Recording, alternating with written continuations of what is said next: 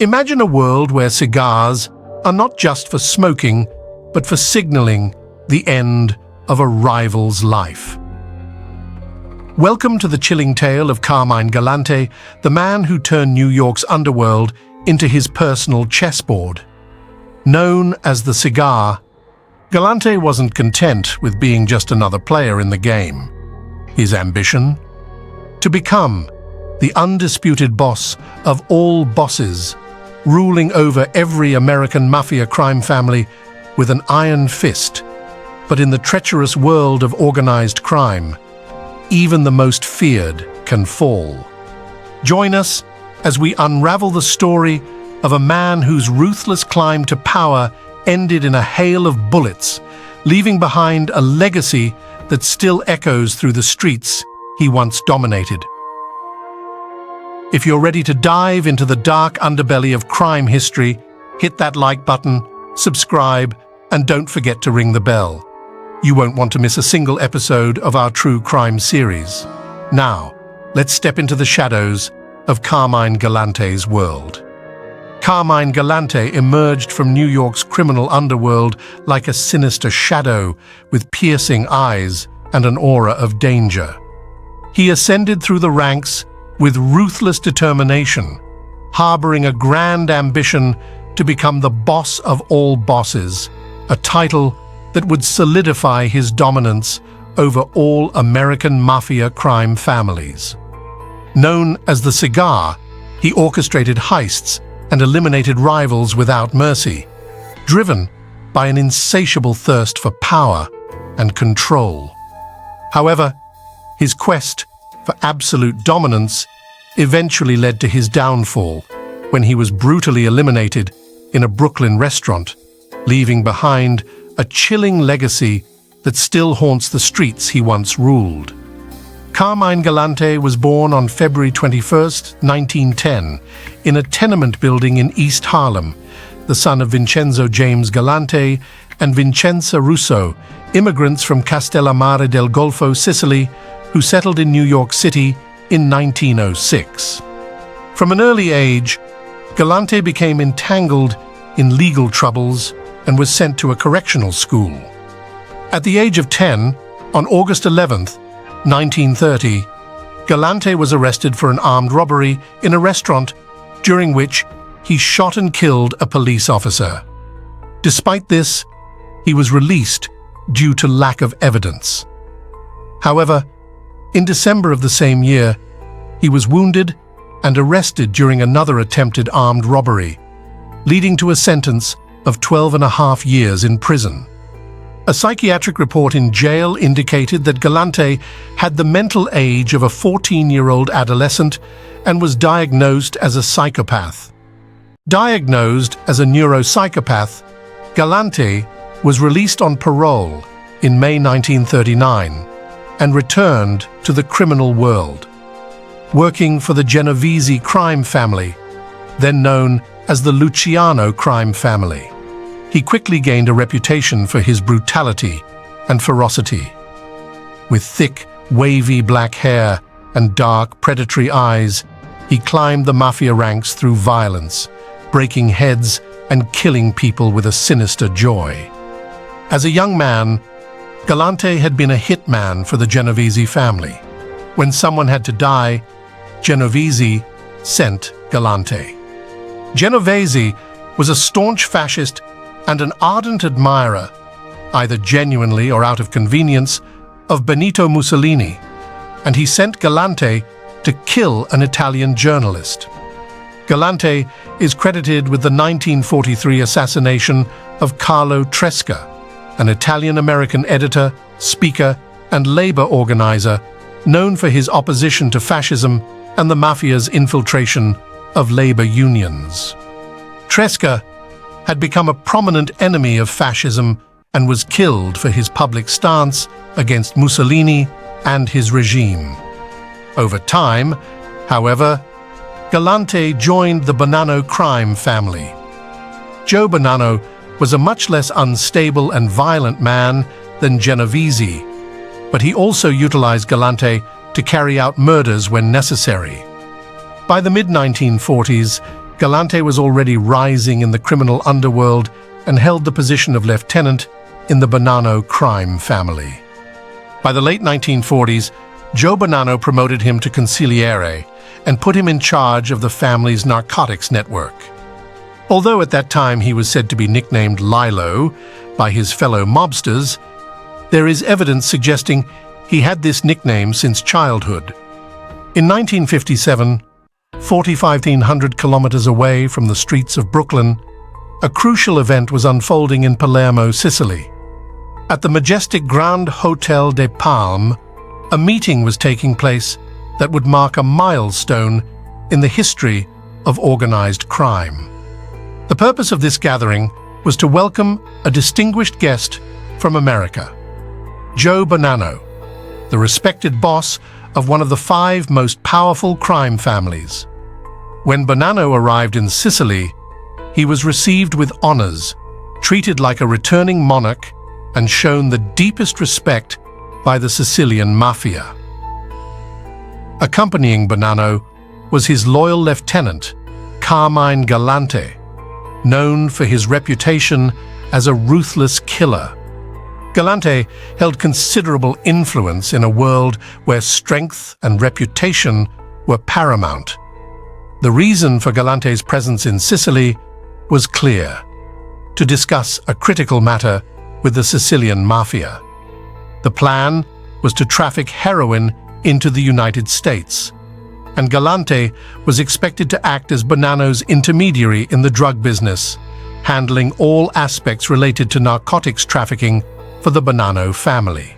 Although it was a taboo in 1950s American society, the reality was that all mafia families were involved in heroin trafficking from the moment drugs became illegal. Despite their public image as men of honor and traditional values, the truth was that the American mafia was deeply entrenched in the drug trade. Galante, aware of this, yearned to be at the epicenter of the action. His goal was to become the primary conduit for heroin trafficking into the United States, fully understanding the enormous risks involved.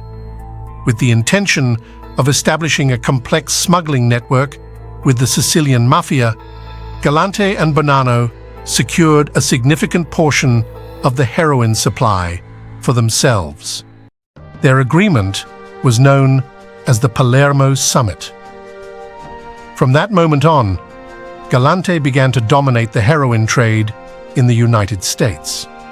By the late 1950s, Galante had excelled in his role importing large quantities of heroin. In a short period, he had built an enormously profitable international heroin smuggling network. However, it wasn't all glory for Galante. The Narcotic Control Act of 1956 stipulated that anyone trafficking in heroin could face mandatory sentences of up to 40 years. By 1958, the Federal Narcotics Bureau began actively targeting Carmine Galante. Galante, Vito Genovese, and 35 others were charged with narcotics-related conspiracy. However, Galante went into hiding. On April 17, 1959, Vito Genovese was sentenced to 15 years in prison after being a fugitive for nearly a year. Galante was eventually arrested in 1961 on narcotics trafficking charges and faced federal charges as the leader of a gang that imported large quantities of drugs into the United States from Canada. Galante's case finally went to trial in April 1962, where he felt the full weight of the Narcotic Control Act and was sentenced to 20 years in prison. Galante had been at the top, and now it seemed he was finished.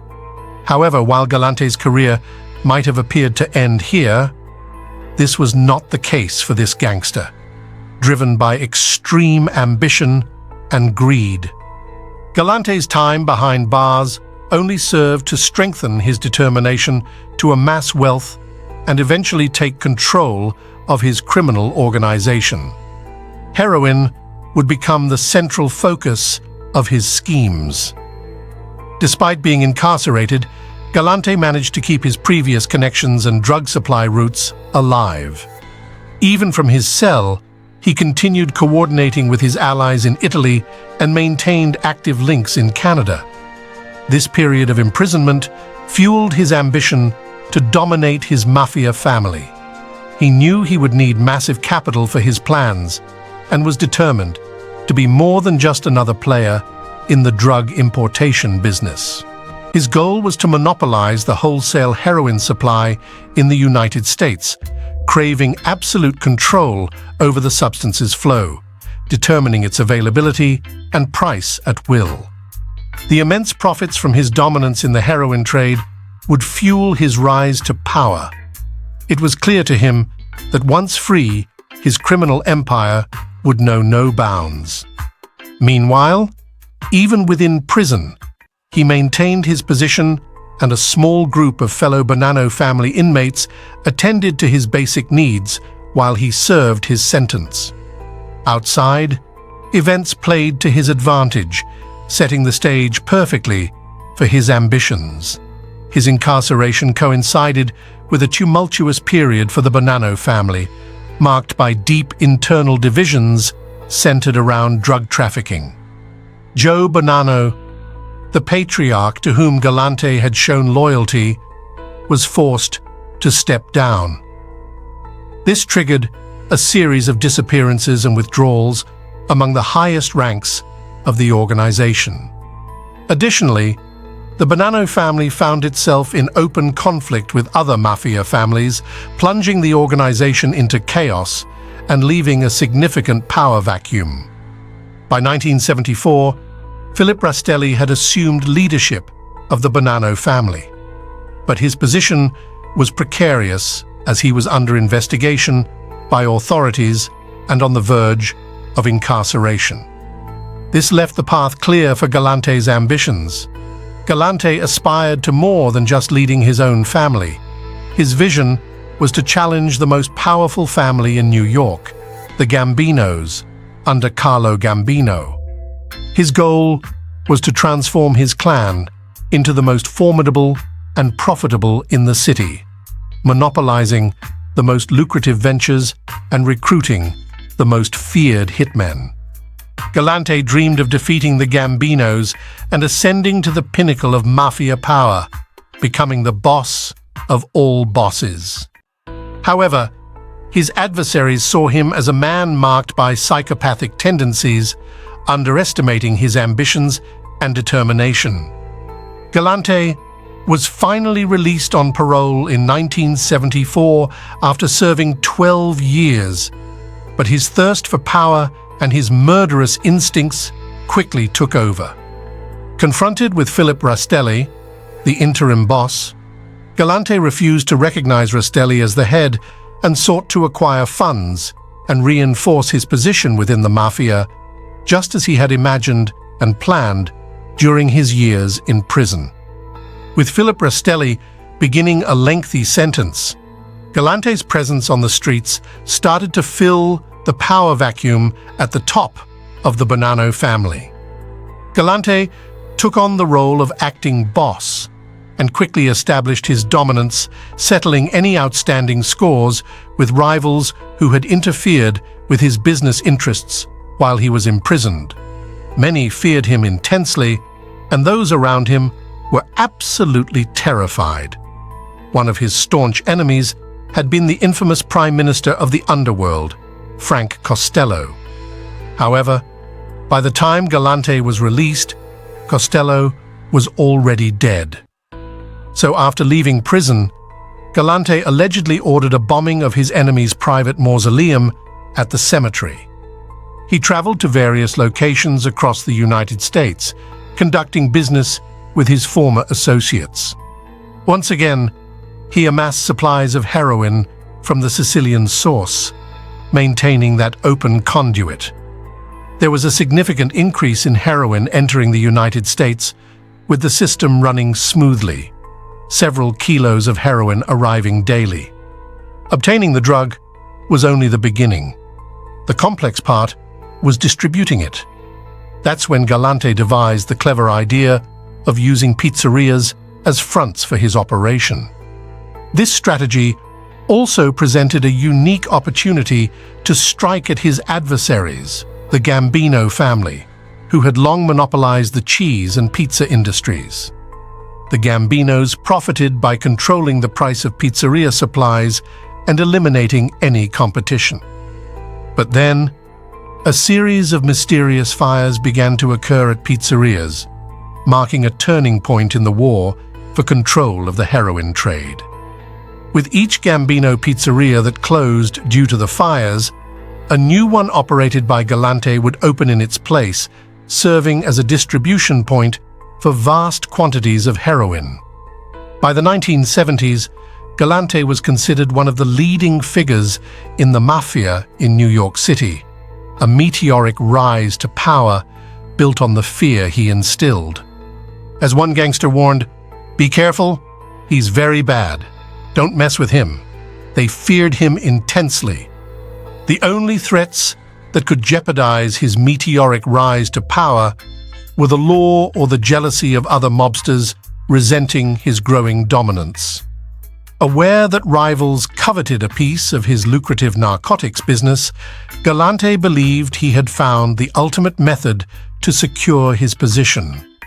His strategy involved recruiting a squad of elite killers from his native Sicily, specifically from Castellammare del Golfo, the hometown of his family. These Sicilians were brought in by Galante to oversee the pizzerias scattered across New York and Pennsylvania. They were responsible not only for distributing the heroin, but also for serving as enforcers for any tasks required. In Galante's eyes, these hitmen were superior to the local mobsters. They were staunch defenders of tradition, and their loyalty was unwavering. An added advantage of these enforcers was their anonymity on American soil, lacking criminal records, which made them virtually invisible to authorities.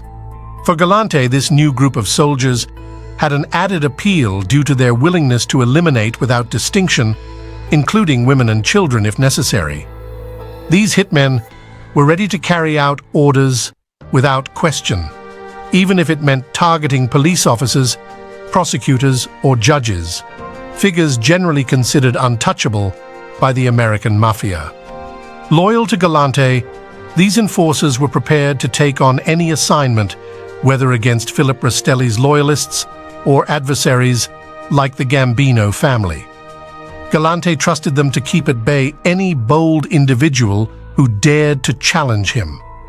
With Carlo Gambino dead and buried in 1976, Galante had set his sights on the title of boss of all bosses. The message he sent to the other crime families was clear: "Who among you will stand against me?"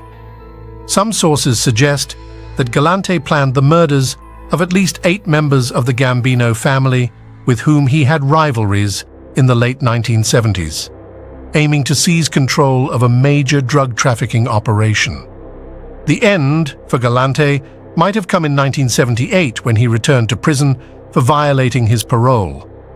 Although he should have been kept there due to his ongoing connections with criminal associates, his lawyer managed to get him released in record time.